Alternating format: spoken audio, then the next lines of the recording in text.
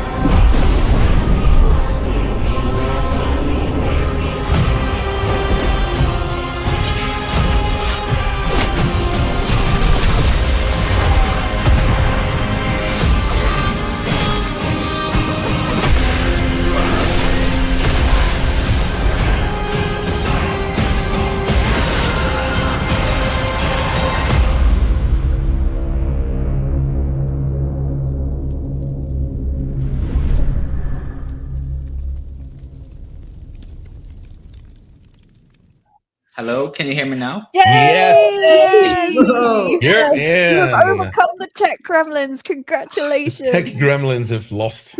Good. Yeah, no, it's I did the old trick, restart the computer. There you go. Oh, yes, Sometimes absolutely. but I Happy had for to do turning off that. and on again. I had to do that at the very beginning of this stream, so you're not alone. Don't worry, Okay. it's all good.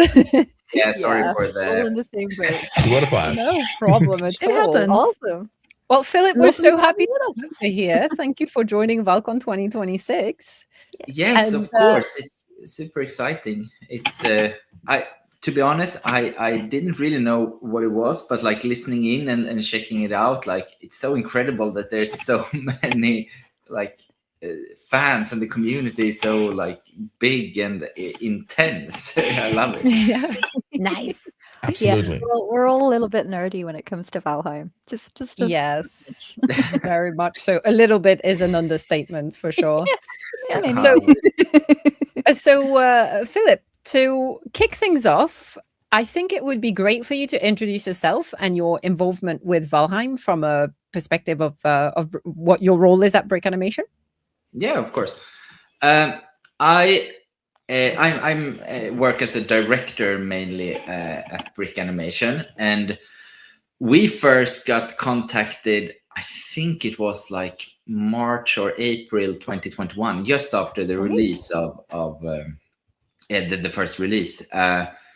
And since then, I've been developing and being kind of the creative lead on all animated, like in this 2D style things that we've been doing with Valheim.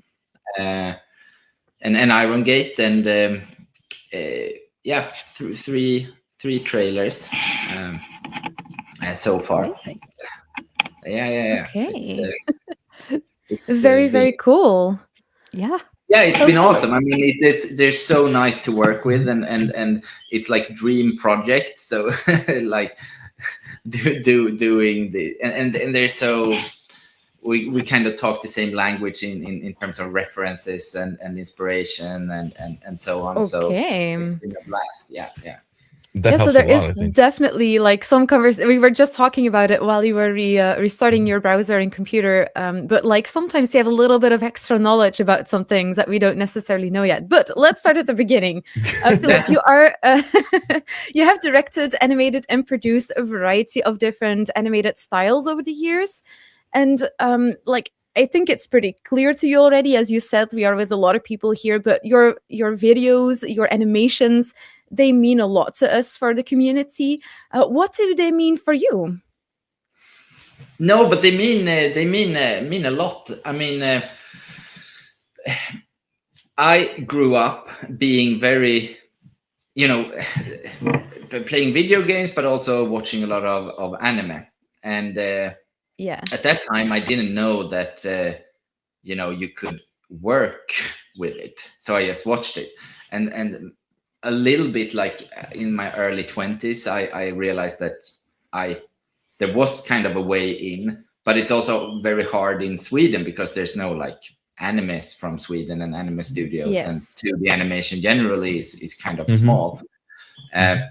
So just being interested of it, like working more with it, and kind of Valheim was one of the, I think it was the second like project that we had that kind of embraced this anime inspired Swedish style, and then from then we have worked with that and also developed our kind of anime style ourselves at Brikk, which has been it's like a dream position now, like just Yes. doing those kind of things. And Right. it's such a Very unique nice. fusion as well of like this kind of very Swedish feeling, very rooted, Mhm. and then Yeah. that anime influence. It feels like it's very unique, very you.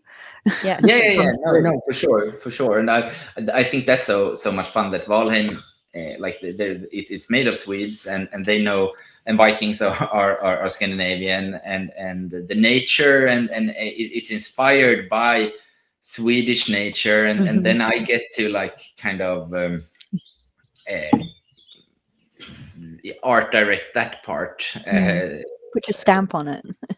Exactly, like Yeah, make it I yours. recognize the forest. I know how it's supposed to look in real life, and it's Yes.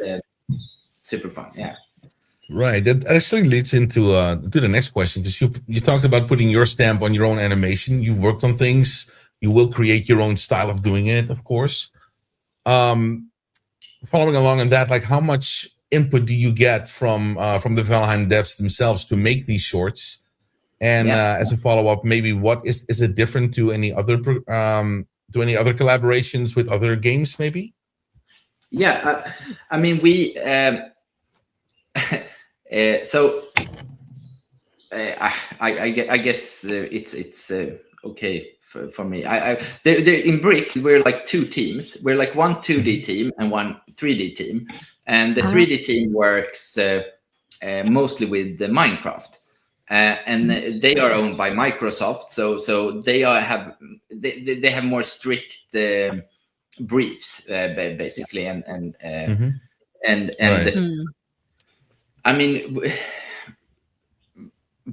Valheim and Iron Gate was kind of new when we started collaborating, so then it was a little bit more back and forth feeling it.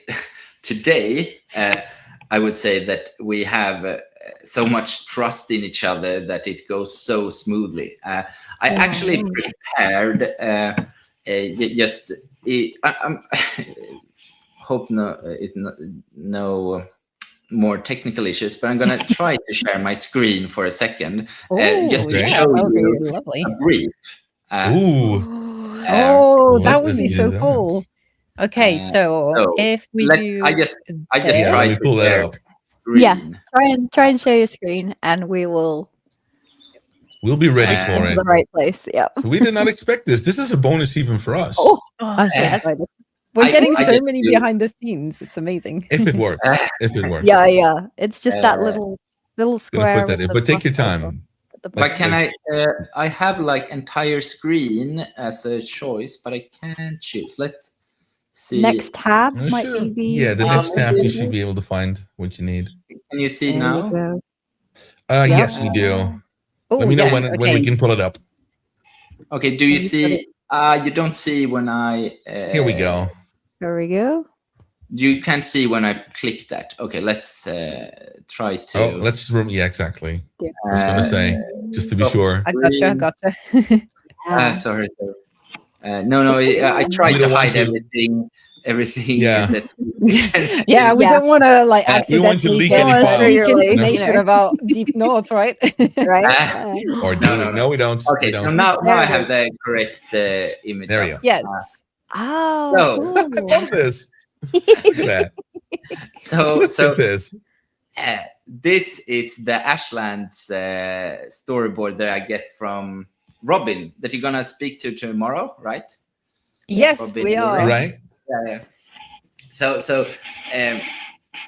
this is kind of his storyboard he gave to us, and he explains it briefly, and then it's up to us to interpret Wow. it, and if you have the Ashlands trailer in your mind, Yes. it Mhm. starts basically with the text stuff, and then the third image. A lot of enemies, they fight. An arrow comes, and someone thinks he or she is hit, but then we realize it's protected by the blood The bubble, shield. yes. The bubbler. Yeah, the bubble shield. And then they Yeah, yeah. stand on the thing in a Avengers On the locks. assembly pose. Yeah. Yeah. And then they run towards a castle, kind of, and that's exactly what's happening in the trailer. Yeah. And it's kind of also is here. I love Awesome. the stick people, just how simple this storyboard is.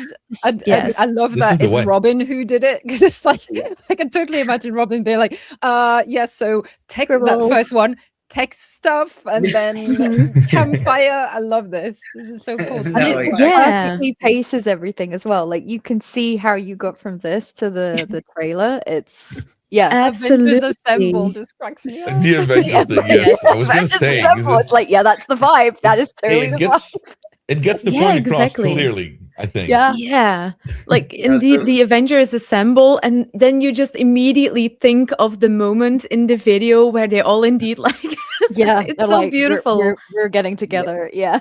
Yeah, and it's fun for me also to like, I get this in the beginning, and then we work for a bunch of months and really intense, and then I kind of look back to here and like, oh yeah, it's very clear here, but it wasn't like in the beginning. You have to imagine the shots and the pacing, and so the flow works, but it is there. Yeah. So Oh, that's that- so good. So, I mean, that leads in perfectly in what we had planned to do together. So, for those who were here yesterday, we went through that exercise with Patrick, and we will go through it with you if you're up for the task. So, we thought we'd do something a little bit different, and we're gonna, with you, carry on designing our fictional biome. So, I sent you some information. So, I'll just for the audience, and for those who weren't here yesterday, we'll just quickly talk about the premise of this fictional biome. Totally, it's not speculation about future content or anything. It's literally just us having fun. Just a brain So the idea is that what if, after defeating the Forsaken, players could finally reach Yggdrasil itself? Because in Valheim lore, for those who read the scrolling text at the beginning of the game, Odin severed the branches connecting this world, as in the 10th realm, to the world tree. And he therefore turned the world that we land in into a place of exile. But if those bonds were restored, so if the player proved worthy to Odin, yada, yada, yada, maybe Yggdrasil could become accessible. So if that was the case, how would we imagine the Yggdrasil biome? And we did, just to carry on, I'll let Ku kind of describe a little bit what some of the other kind of ideas we had about that fictional biome. And I will also launch a little poll to the audience so you get to participate and also pick what a hostile creature could be for that biome. Actually, I might do that after Ku does their bit because I need to explain what those creatures are. So, Ku, over to you. All right, over to me. Essentially, this is the brief that we gave Philip and all of our lovely guests joining us for this activity. So we've asked everyone to kind of pitch in and do their little vibe on our silly biome idea. In this version, the player becomes like a guardian of Yggdrasil, tasked with protecting the tree from corruption spreading across the 10 realms. What we're designing today is purely fictional, guys, but what if it was a high altitude biome set across Yggdrasil's roots, branches, and canopy, entirely organic, roots, shoots, leaves, vines, mushrooms? Like the feeling would kind of be like sacred and immense, familiar yet otherworldly, with like that quiet sense of danger. For us, and kind of what Gwen is kind of hinting at, we kind of imagined that the wildlife would draw from like Norse myth, but also tree ecosystems. So would we get like more giant insects or reptiles, birds, mammals, hostile, passive, bit of both? We imagined as the kind of Forsaken or the core boss for this biome being Nidhogger, the serpent that's gnawing at the roots of the world tree. So that's the little imagining we gave to everyone just to do something interesting with. And So to take the poll. so to take that further with that poll, so just to introduce the poll, so some of the hostile creatures that we imagined, you just mentioned the Nidhogger, which is the that pronunciation is terrible. I'm so sorry to anyone. That was mine. Don't worry about it. So that is the serpent. That would be the final boss. But what if there were some smaller serpents, the Nidhogger broodlings, who are like those little creatures? So I thought they could be a hostile creature. We could have stingers, aggressive flying wasps nesting in the hollow wood. Maybe they would, for example, inflict poison or decay effects. You know, a bit like kind of a mix between the death skeetos and something else, I guess. We could have the glow moths, which would be swarm creatures attracted to light sources. So if you're going around with a torch or something, you would just get like completely swarmed by them. I didn't actually add that one to the poll. Never mind. I had too many ideas and I could only have 4 for the poll. So once your brain gets going, just so well, you know what? Actually, I can edit this poll. I'm going to edit this poll and put what was it? What did I just say? The stingers. Oh, they're the ones who are missing. Let's replace that one by the stingers. There you go. We can do that. Okay. And the glow moss I mentioned and sap blobs. So I'm going to launch the poll now because sap blobs, pretty much what you imagine. It would be a bit like the tar blobs, but projecting sap that slows you down. So these are some of the ideas that we have. And while the poll is running, and we'll let people, I think in chat or on screen, you should be able to. Oh, there you go. People type 1, 2, 3, 4 in chat, either that's option, right. And then then the votes get counted. Exactly. So what would you like? Exactly. So we'll let the audience do that. And Philip, if you want to use that as a bit of a inspiration, you can. If not, we can just chat about, based on all the information that we gave you about that Yggdrasil biome, how would you go through the process of directing a trailer? So obviously, we're not providing you with a storyboard like Robin did, but we gave you some ideas. Like where would be your starting point, and how would you develop that? So working with Robin and we kind of developed. I actually just yesterday sat and just thought about like what the kind of recipe for the Valheim trailers are, like the building blocks. And first, I would want to like pinpoint kind of the essence of the biome, like what feeling do we want to convey?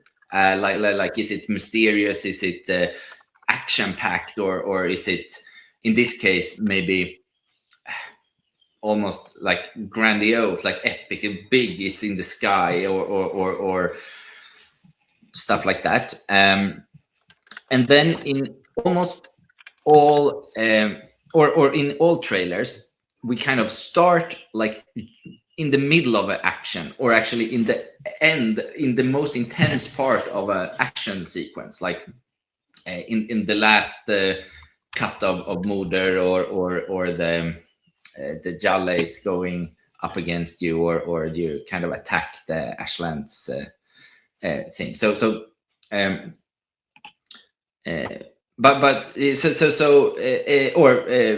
we start with an action scene, then it comes a little bit more of a calm, moody part, then we build up intensity, and in the end we kind of do a reveal and a hook, like an end hook, and that's kind of all trailers.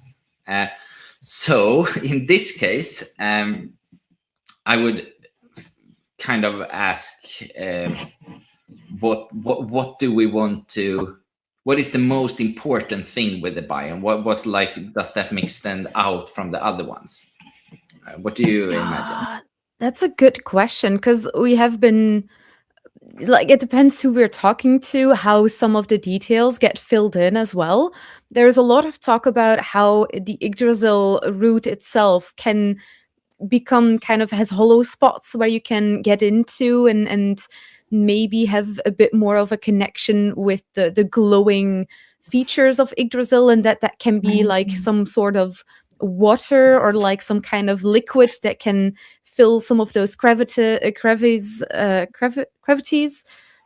or like make little ponds and stuff like that. So you will have like a harsher outside with little oases kind of under, like in like oases, yeah, like little spots. It really, it's left to the imagination a lot. So yeah. No, but I kind of like also what you talked about earlier, which is it's not peaceful, but it's a little bit like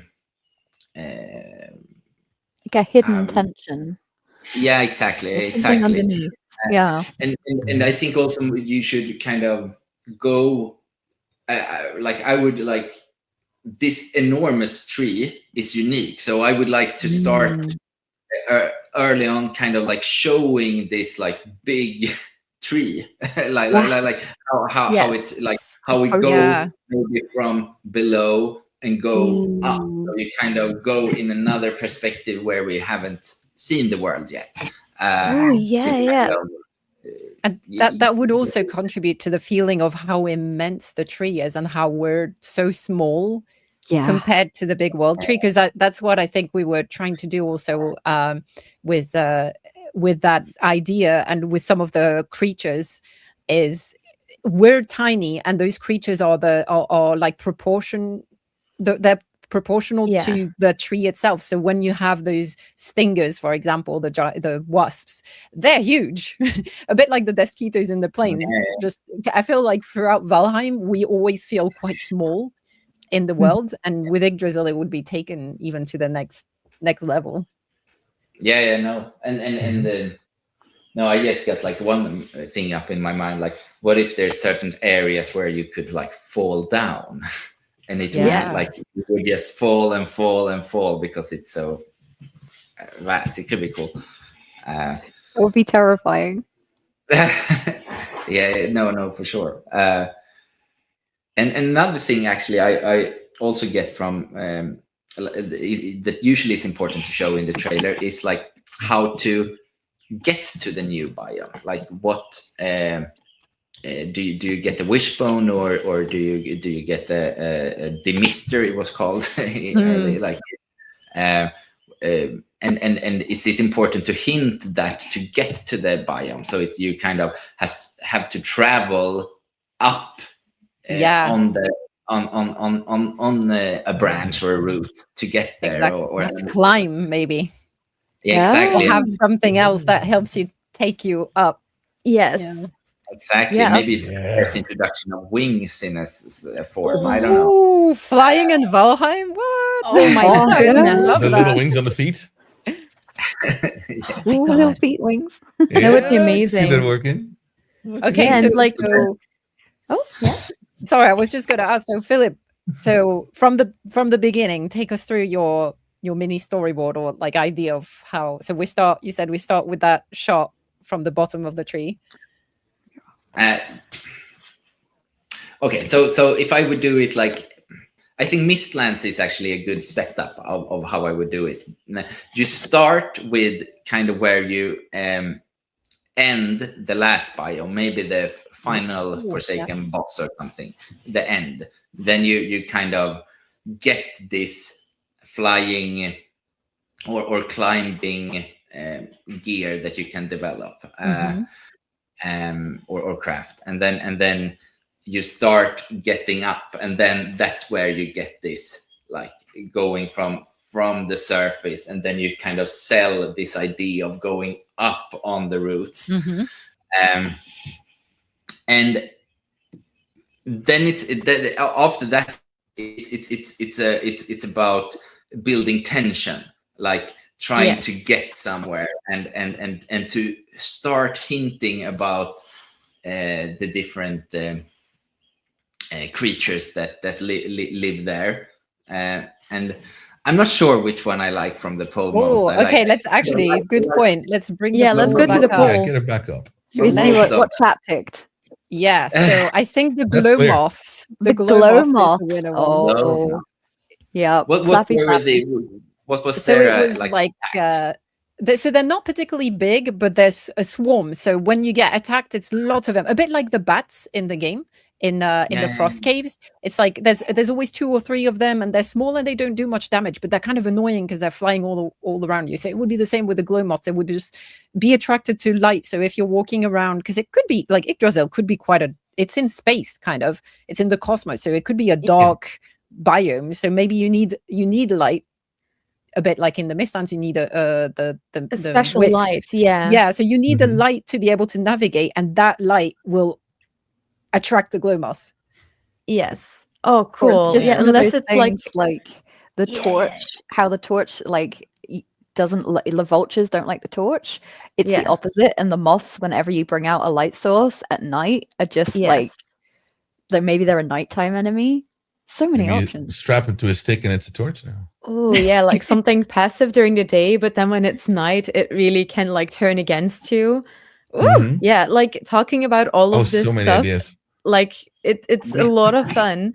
Also because we don't need to develop this into the game, so we can just go for it. Yeah, exactly. We can just spitball anything that sounds cool. Glow moth saddles. No, I see. Sure. Oh yeah, I kind of see the world would be probably underneath. So it would be like a light source from below, which would be kind of cool. So when you're above it, it would be dark, but on the borders you would get some light, and that could be very Some light cinematic. leakage. Yeah. Yes, that's indeed something we talked like it's an idea that's popped up as well. Like you kind of have that opposite kind of effects. And when you were talking earlier about like the big root and like getting that perspective, and I was also thinking of that because you can do such cool things with kind of that feeling that you're upside down sometimes as well. And we now didn't touch on gravity too much, but like the idea that gravity is also kind of distorted on the root, and like then we're getting really into the details of all of this. And your time is precious. So shall we move on to the rapid fire questions? Yes, I think that would be good. Because I think we just have to some put you great on the ideas. spot a little bit more, you know. Yeah. Why not? To wrap up, we're trying to do that with every guest, so no one's immune to the rapid fire. So we'll ask you very quick questions. Just blurt out the first answer that comes to mind, just like 10 seconds. And I'll start with, what's your favorite video game? Pokemon, like the old Game Boy version. Yes. From Blue. Nice. What's your favorite survival game? It's Valheim. hands down. Valheim. Yes. Okay. Favorite anime? Movie or series.